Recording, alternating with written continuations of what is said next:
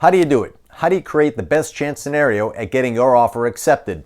Do you need a few tips? Here's a top 10 list on how to get your offer accepted in a multiple offer market and what all this means to you. All that and more, and quickly, because I have a batch of hot sauce fermenting down here and man, my eyes are burning. Stay tuned. This is Vasilios and you're watching Fastlane.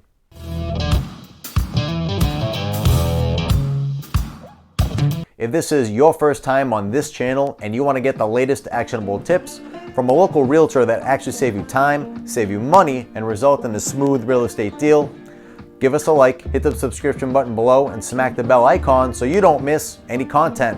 Now, we're on to it. Number 1, reach out to the listing agent and make a connection. So I know it's a long shot and listing agents very rarely return phone calls at this point in time. However, as an agent, what you can say is, I want to reach out about the property on 123 Main Street and my buyer is fully qualified, pre-approved, and ready to close immediately. At this point, you need to find out what is important to the seller. You might say, is there anything we can do for the seller that'll make this deal a slam dunk? If you let me know, I'd appreciate it. You may get a response, you may not, from the listing agent, but if they give you a response and that gives you a leg up over the competition, this can most definitely help cater your offer to get it accepted or have a better chance of getting it accepted. Number 2, offer some unique benefits that aren't more money and find out what the seller's motivations are and see if you can offer accordingly.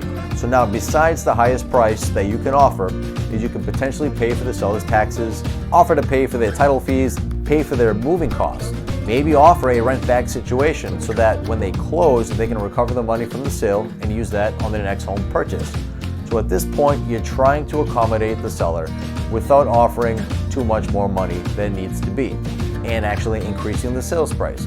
You can also waive certain contingencies, shorten the closing, or even shorten the inspection period.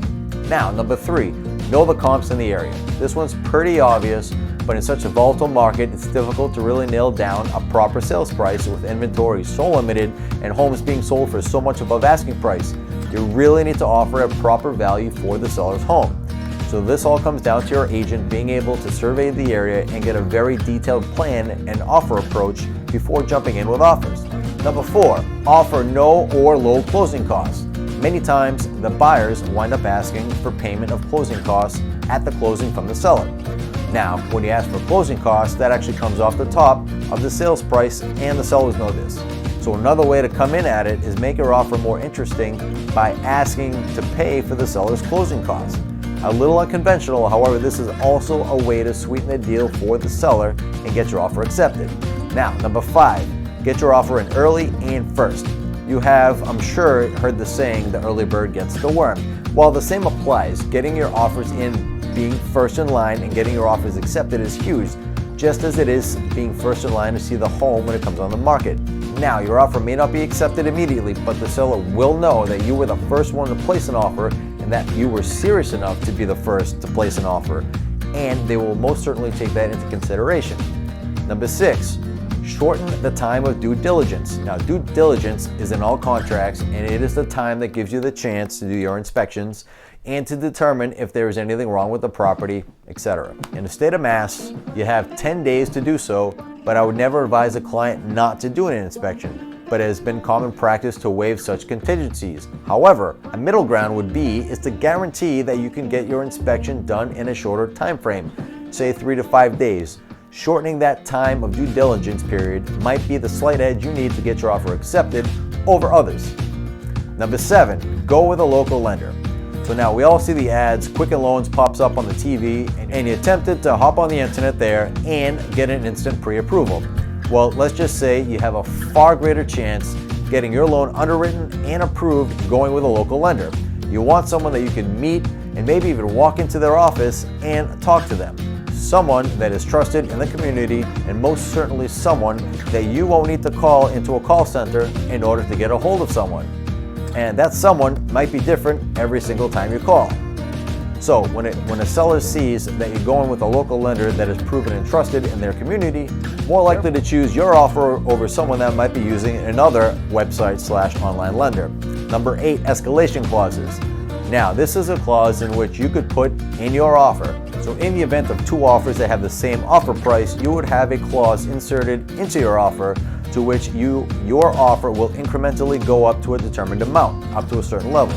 For example, both offers are $200K and you have an escalation clause that states you will go up, say, $1,000 up to $230,000. So in the event both your offers are at $200,000, your clause is stating that you will go up $1,000, which could win out over the other offer. So your offer would effectively be $201,000. Now, I'm sure you can see how an escalation clause can be very useful in a multiple offer market in which we're experiencing right now. Number 9, binding backup offer. An official backup offer is an offer that is negotiated and executed after a property is already under contract, which automatically becomes the primary offer if the first offer falls through. So if the first offer falls through, you're automatically the second offer that goes in, so you won't have to renegotiate at that point. Now, this method will take some patience and some time. However, in some cases, this might be a benefit to some of you, just something to think about. Number 10, come in with your highest and your best offer. And you need to understand that in this market, you might have to push the envelope a little bit. Now, at the end of the day, you might have to push the envelope and just come in with the highest and the best offer initially. That is the best advice I can give anyone that really wants their offer to get accepted, to be the first one with the highest bid and make your offer solid. Working with an experienced agent is the best way to do this, but your agent should be able to explain to you why this is necessary and why the market is in the situation that it's in. Having an agent that can help you understand the complexities and the intricacies of the situation is probably the most important part of getting your offer accepted. Having a game plan and sticking to it and seeing it through to the end.